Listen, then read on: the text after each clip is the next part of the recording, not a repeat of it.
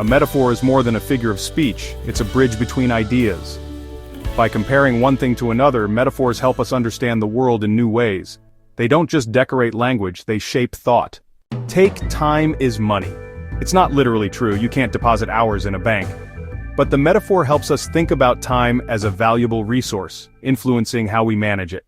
Metaphors are everywhere. In literature, they paint vivid pictures. In science, they make complex concepts simple.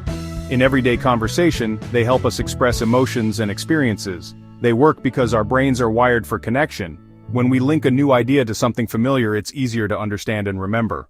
For example, if I say, "Her smile was sunshine," you instantly get the feeling of warmth and joy. Not because of the literal meaning, but because your mind connects sunshine with those emotions. Metaphors aren't just artistic, they're persuasive. Politicians, advertisers, and leaders use them to shape how we think. Calling a challenge an uphill battle makes it seem hard but conquerable. Describing a team as a family encourages unity. Some metaphors are so common we don't even notice them. We grasp ideas, break habits, and navigate problems. These are conceptual metaphors, frameworks that guide how we think. In education, metaphors can unlock understanding.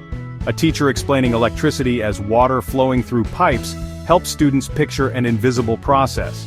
In storytelling, metaphors create depth. A journey might represent personal growth. A storm might symbolize inner conflict. The metaphor allows readers to feel the meaning without being told directly. Metaphors also work in self-reflection. If you see life as a game, you might approach challenges playfully. If you see it as a battle, you may focus on winning. The metaphors you choose shape your mindset. They can even influence behavior. In studies, people exposed to crime described as a beast supported harsher policies than those who heard it described as a virus.